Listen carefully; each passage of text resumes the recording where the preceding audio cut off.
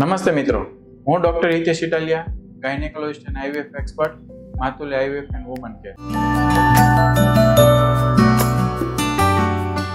આજે આપણે ચર્ચા કરીશું હર્સ્યુટિઝમ વિશે. હર્સ્યુટિઝમ એ એવી પ્રકારની મેડિકલ કન્ડિશન છે કે જેમાં બહેનો એટલે કે નાની ઉંમરની છોકરીઓથી લઈ અને મોટી ઉંમરના બહેનોમાં ચહેરા ઉપર, છાતી ઉપર, પેટ ઉપર, કમરના પાછળના ભાગમાં પુરુષોમાં જેવા જાડા વાળ દેખાય છે તેવા વાળ ઉગતા હોય છે. આ જે કન્ડિશન બહેનોમાં જોવા મળે છે તે કન્ડિશનને હર્સ્યુટિઝમ કહેવામાં આવે છે. આ હર્સ્યુટિઝમ વાસ્તવમાં શરીરમાં અમુક પ્રકારના એટલે કે મેલ પ્રકારના જે હોર્મોન્સો હોય કે જે પુરુષોમાં હોર્મોન્સ હોય એનું પ્રમાણ બહેનોમાં વધી જાય તેને કારણે થતી તકલીફ છે. પરંતુ આ માત્ર શારીરિક ખામી કે મેડિકલ કન્ડિશન નથી. કેટલીક વાર આ ખામીને કારણે દર્દીને સોશિયલ સ્ટિગ્મા એટલે ચહેરા ઉપર વાળ આવવાને કારણે એક શરમનો અનુભવ થતો હોય છે. એક કોસ્મેટિક પર્પઝ પણ હોય છે. તો કોસ્મેટિકની સાથે જ હોર્મોન કન્ડિશન પણ હોય છે. પણ કેટલીક વાર દર્દી પોતાને અજાણત્યા માત્ર કોસ્મેટિક પર્પઝ માટે જ તેની સારવાર કરાવતા હોય છે. એટલે કે વધારે પડતા જે પણ વાળનો વિકાસ થયો છે તેની લેસર થેરાપી, વેક્સિંગ કે એટલું જ કરાવતા હોય છે. પરંતુ અન્ય જે તકલીફ હોર્મોન્સની સાચી તકલીફ છે અથવા જે અંગોમાંથી આ હોર્મોન્સનું ઉત્પન્ન વધારે થાય છે તેનું નથી નિદાન થતું કે નથી સારવાર થતું.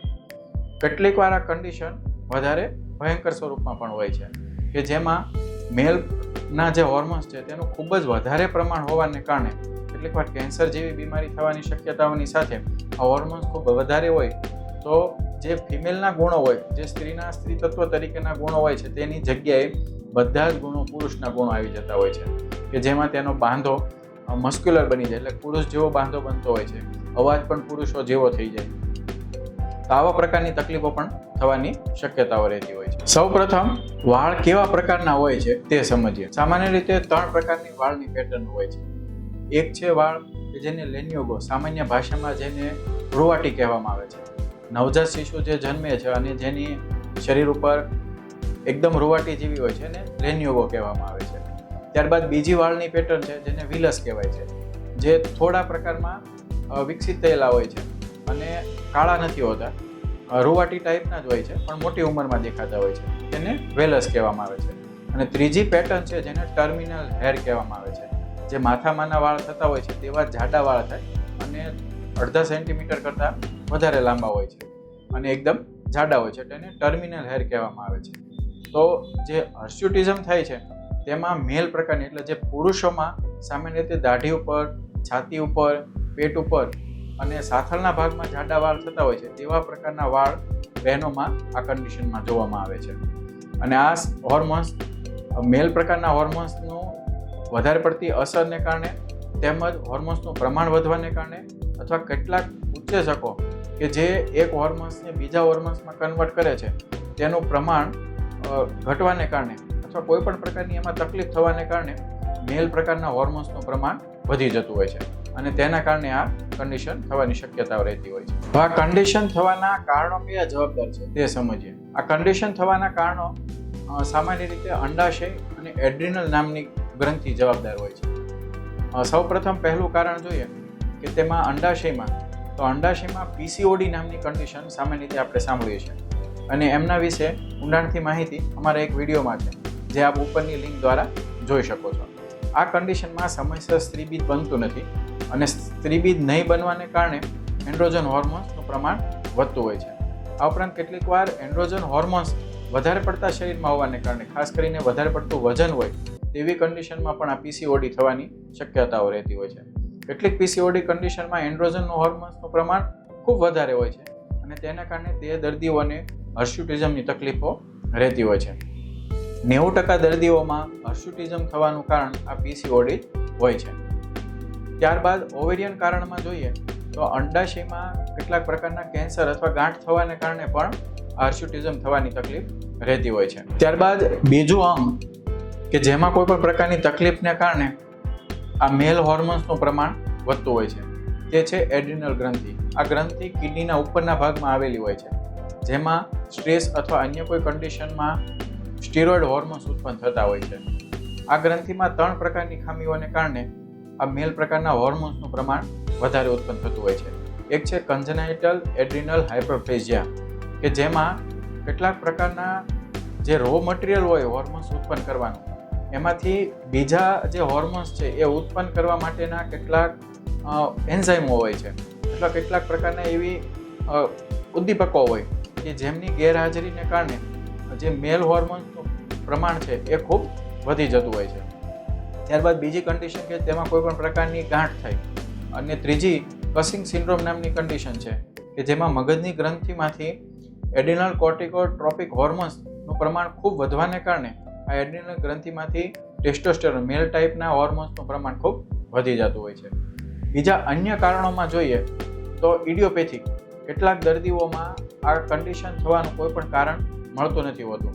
અને ચોથી કન્ડિશન છે કે જે ઓબેસિટી અથવા પેરિફેરલ કોઝ ગણીએ, કે જેમાં ઇન્સ્યુલિન રેઝિસ્ટન્સ જોવા મળતું હોય છે. સામાન્ય કારણે આ હોર્મોન્સની ખામી હોય કે જેમાં આખા શરીરમાં એન્ડ્રોજન નામના હોર્મોન્સનું પ્રમાણ ખૂબ વધી જતું હોય છે, જેમાં દર્દી એકદમ વધારે પડતું વજન હોય અથવા ડાયાબિટીસ હોય, જેમાં ઇન્સ્યુલિન રેઝિસ્ટન્સ હોય, તેવા દર્દીઓમાં ખાસ કરીને આ હર્સ્યુટિઝમ થવાની કન્ડિશન થતી હોય છે. અથવા કેટલાક દર્દીઓને દવા પીવાને કારણે પણ આ હર્સ્યુટિઝમ થવાની તકલીફો રહેતી હોય છે.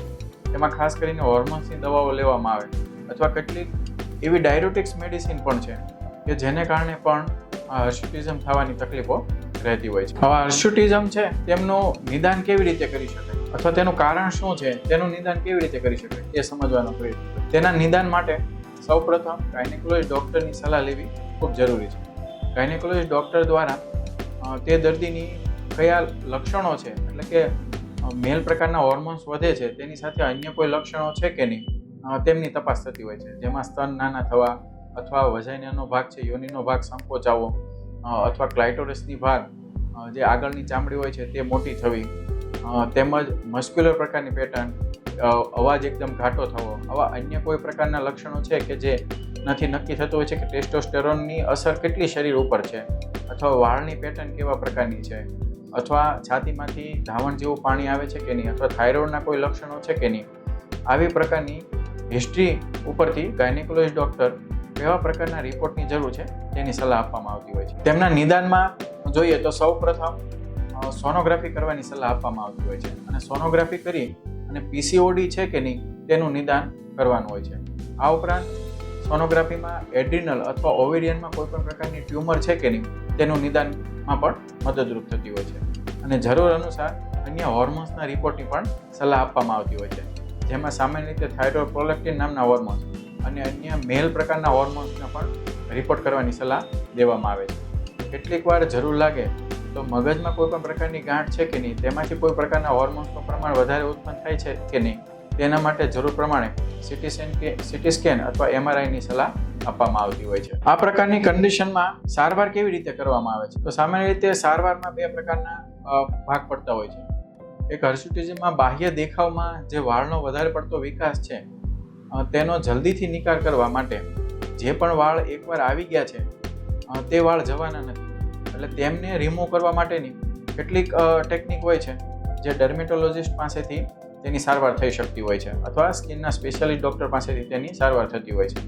તેમાં સૌથી વધારે પ્રખ્યાત લેસર ટેકનિક છે, અથવા ઘરે વેક્સ કરીને પણ તેની સારવાર કરી શકાય છે. ત્યારબાદ ગાયનેકોલોજીસ્ટ ડૉક્ટર કઈ પ્રકારની સારવાર કરતા હોય છે. સૌથી પહેલાં જે પીસીઓડીની કન્ડિશન છે, આ પીસીઓડીની કન્ડિશનમાં જો દર્દીને પ્રેગ્નન્સી નહીં રાખવાની હોય તો તેમાં પીસીઓડીની કન્ડિશન ઓછી થાય, હોર્મોન્સની પેટર્ન બદલે, તેના માટે કેટલીક હોર્મોન્સ મેડિસિન આપવામાં આવતી હોય છે. લાઇફસ્ટાઇલ મોડિફિકેશન, જેમાં ખાસ કરીને વજન ઓછું કરવા માટે કસરતો કરવી, તેમજ ખોરાકમાં કેટલાક પ્રકારના બદલાવ કરવામાં આવે છે, તેની સલાહ આપવામાં આવે છે. પરંતુ જે દર્દી પ્રેગ્નન્સી પ્લાન કરવાના છે તે દર્દીને સ્ત્રીબીજ બને તે માટેની સારવાર આપવામાં આવતી હોય છે, અને પ્રેગ્નન્સી પ્લાનિંગ કરવાનું સમજાવવામાં આવતું હોય છે. પરંતુ જ્યારે અંડાશયમાં કોઈ પ્રકારની ગાંઠનું નિદાન થાય ત્યારે તેમાં સર્જરીની પણ જરૂર પડી શકતી હોય છે, અને એડ્રિનલ ગ્રંથિમાં ગાંઠ હોય તો તેમાં પણ સર્જરીની જરૂર પડી શકે. પરંતુ એડ્રિનલ ગ્રંથિના જે હોર્મોન્સની ખામી હોય, કે જેમ કે કન્જેનાઇટલ એડ્રિનલ હાઇપરપ્લેઝિયા હોય અથવા કસિંગ સિન્ડ્રોમ હોય, તો આવી કન્ડિશનમાં એન્ડોક્રાઇનોલોજિસ્ટ કે જે હોર્મોન્સના સ્પેશિયાલિસ્ટ હોય તેવા ડૉક્ટરની સલાહ લેવાની જરૂર પડી શકતી હોય છે.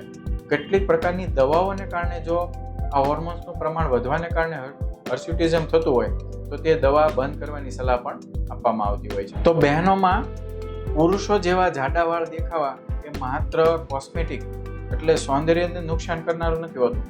કેટલીક વાર તેના કારણે પ્રેગ્નન્સી રહેવામાં તકલીફ થાય તેવી પીસીઓડી નામની બીમારી પણ હોઈ શકે. તો કેટલીક વાર દર્દીને કેન્સર જેવી ભયંકર બીમારી પણ હોઈ શકે. તો તેનું સમયસર નિદાન કરાવવું ખૂબ જ જરૂરી છે. સ્ત્રીરોગ, વંધ્યત્વ અને પ્રેગ્નન્સીને લગતા આવા જ વિડીયો માટે ફરી મળીશું. નારી સ્વસ્થ, ભારત સ્વસ્થ. નમસ્તે.